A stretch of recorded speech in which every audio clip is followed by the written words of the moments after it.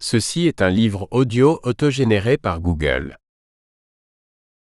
Les éditions Max Milo présentent Comprendre breton, guide graphique de Frédéric Haribit, illustré par Eva Niolet. Difficile d'isoler André Breton de la constellation, dont il fut sa vie durant, le noyau passionné. Homme de la folle amitié, poète de l'amour fou, le chantre du surréalisme ne savait concevoir sa démarche artistique que collectivement. C'est ce parcours atypique de l'une des figures majeures de la littérature française du XXe siècle que nous permet de découvrir ou redécouvrir Frédéric Haribit, entre tentatives de coup d'état poétique, grands manifestes et expérimentations artistiques. Docteur et lettres, Frédéric Haribit a notamment publié un essai intitulé André Breton, Georges Bataille. Le vif du sujet, L'Écarlate 2012, et un roman Trois langues dans ma bouche, Belfond 2015. Eva Niolet est diplômée de l'École nationale des beaux-arts de Nice et de Paris. Elle a eu l'occasion d'exposer dans différents lieux et de publier ses textes et dessins dans différentes revues. Des notes et illustrations sont disponibles sur les éditions e-book et brochets du livre. Introduction paratonnerre. En 1752, à Philadelphie, Benjamin Franklin démontre, grâce à un astucieux cerf-volant pourvu d'une clé, l'extraordinaire pouvoir des pointes, permettant, disait-il, d'écouler à la Terre le fluide électrique contenu dans les nuages orageux. Le paratonnerre vient de naître.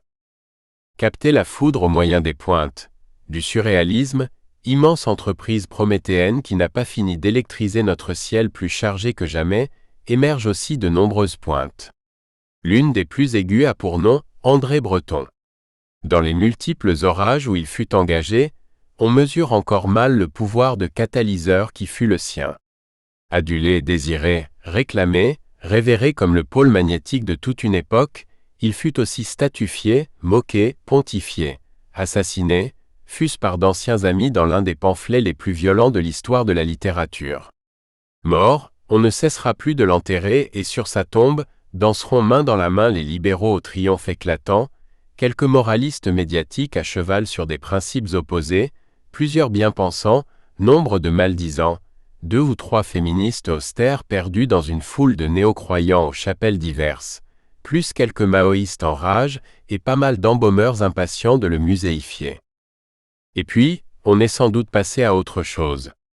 Et voilà peut-être qu'à son tour, il a rejoint la splendide cohorte de ceux qui s'offrent le magnifique plaisir de se faire oublier, quand la neutralisation esthétique et ses visées de publiciste pensent avoir fini de vider son œuvre, de la force d'insurrection poétique dont elle procède.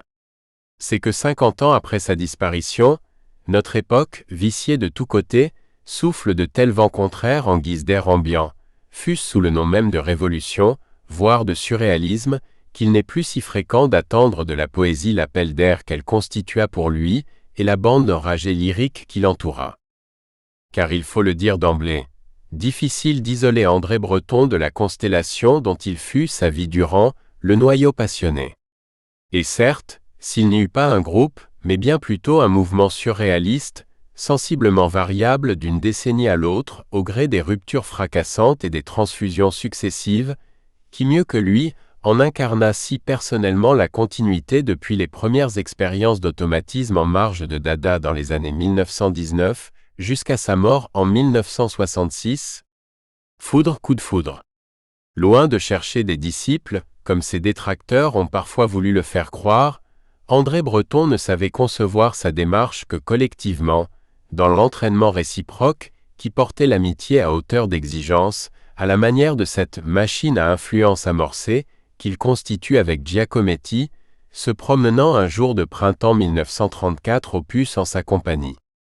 Télémite moderne en son château de cristal, il inaugure à sa façon, tandis que les littérateurs s'enfermaient davantage dans une solitude crâne pour n'en plus sortir, la mode des collectifs artistiques qui ont depuis fait florès chez les théâtreux, les peintres ou les plasticiens, à savoir, avec un sens inouï de l'attraction passionnelle, sa capacité d'éblouissement trouvant parfois son inévitable revers dans une aptitude à la répudiation spontanée qui ouvre chez lui à l'extrême le compas des attentes et des déceptions.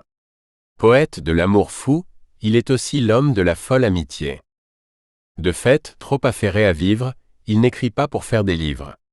Récits, recueils de poèmes, essais ne s'élaborent qu'a posteriori, ne trouvent leur cohérence que dans la fragile résolution d'une expérience inextricablement amoureuse, artistique, intellectuelle et politique, c'est souvent tout un, dont chaque fragment, chapitre après chapitre, est le marqueur inachevé. D'où cette tension permanente entre autobiographique le plus strict et cosmique le plus large, soit entre circonstanciel et universel, temporel et intemporel chez lui. Nous voulons, nous aurons l'au-delà de nos jours. Plutôt qu'un accord rationnel avec telle ou telle proposition théorique de Breton, c'est avant tout cet arrachement-là qui emporte l'adhésion sensible du lecteur, soudain précipité à cette distance exacte de lui-même, où sa propre vie retrouve sens. Lire donc, comme on voudrait avoir de ses propres nouvelles puisque c'est décidément vrai, il y a quelque chose qui ne va pas. Cet ultime message envoyé par l'avion de Frances Grayson en perdition au-dessus de l'Atlantique, Breton en reprend l'entrefilet paru dans le journal du 27 décembre 1927, à la toute fin de Nadja, comme emblématique de cette quête éperdue aux confins de l'inacceptable condition humaine, à laquelle le surréalisme reste attaché. Et voici que nous sommes à notre tour de ces personnages dans la nuit, guidés par les traces phosphorescentes des escargots, et que sur notre chemin désenchanté, quelques convulsions nous saisissent encore et éclairent brièvement notre route de leur lueur de labradorite. La beauté sera convulsive ou ne sera pas.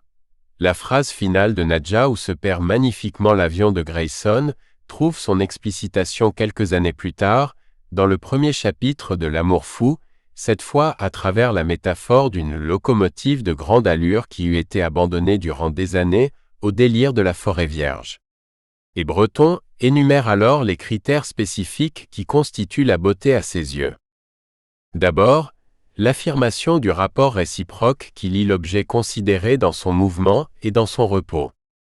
Ensuite, la création, l'action spontanée, par opposition à tout ce qui tente esthétiquement comme moralement de fonder la beauté formelle sur un travail de perfectionnement volontaire. Enfin, la dissemblance même qui existe entre l'objet souhaité et la trouvaille, laquelle, par son émergence non logique, inattendue, gratuite, excède toujours largement l'espoir qu'on avait pu fonder en elle, et recrée le désir à perte de vue. Quoi de mieux alors pour qui cherche à comprendre Breton, que de suivre de tels panneaux indicateurs? Oui. Quoi de mieux, après tant d'analyses historiques, esthétiques, philosophiques, psychanalytiques ou textuelles de son œuvre, que de partir plutôt à la recherche de cette beauté convulsive, et d'en explorer l'étoilement analogique, à partir des trois couples d'adjectifs antithétiques qu'il propose lui-même en guise de reformulation. La beauté convulsive sera érotique voilée, explosante fixe, magique circonstancielle ou ne sera pas. Et devant nous, les traces phosphorescentes des escargots s'ouvrent comme un livre à nos petits pas d'hommes. Érotique voilée. Dévoilé, voilé, dévoilé encore, voilé à nouveau. Au cœur battant de toute la geste surréaliste, la dialectique érotique trouve en André Breton l'un de ses chantres les plus acharnés. Car dans son double mouvement d'abandon et de retrait, systole puis diastole, elle signifie avant n'importe quel autre l'élan lyrique qui le confronte au monde.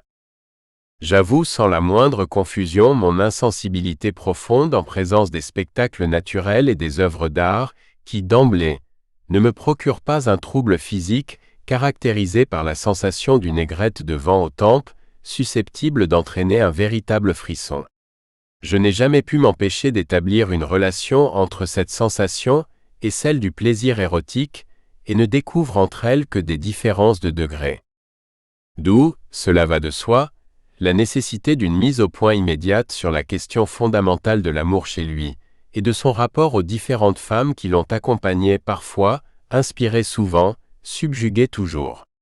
Mais cette question ne se suffit pas de l'anecdote et du biographique, ce qui n'aurait en soi pas grand intérêt. Plus profondément, elle pose au poète l'énigme même de sa vie à la manière d'une véritable sphinge moderne, et finit par ouvrir à une interrogation plus théorique, qui passe en l'occurrence par la psychanalyse freudienne. Car c'est là le creuset même de toute sa démarche. Là l'alpha et l'oméga d'une vie entière de poésie, Une poésie réinventée, de dévoilement de soi dans les voiles du langage, dont tout procède avant tout, et où tout finit par se résoudre. Après toi, mon beau langage, l'ébranlement poétique. Difficile de dire d'où vient cette révolte qui pousse André Breton, que ses parents, sa mère en particulier, destinent à une carrière médicale, à s'enflammer pour la poésie, jusqu'à lui consacrer finalement sa vie. Certes, il y a eu les histoires délicieusement effrayantes de l'instituteur Tourtoulou. Certes, les amitiés lycéennes, celles avec Théodore Frenkel notamment, lui ont découvert Jarry, Huysmans, Baudelaire, Mallarmé, découverte étayée par les encouragements d'Albert Kem, un suppléant de français, son Isambard à lui. Certes, il a publié, sous pseudonyme pour s'éviter les foudres maternelles, 2 petits poèmes dans la revue du Collège Chaptal, dirigée par René Ilsom, qu'il retrouvera plus tard avec le mouvement Dada. Mais en 1913, tout semble se décider dans une triple déflagration existentielle. Une certitude d'abord, celle de ne pas être à sa place sur ces bancs d'amphithéâtre et que la vie, décidément, est ailleurs. Une exaltation ensuite, celle qui le saisit lors d'une grande manifestation antimilitariste organisée par la CGT et les socialistes, réunissant sous les mêmes slogans militants français et allemands, à la veille du conflit. Un éblouissement. Nous espérons que vous avez apprécié cet aperçu. Pour continuer à écouter ce livre audio sur Google Play Livres, utilisez le lien dans la description de la vidéo.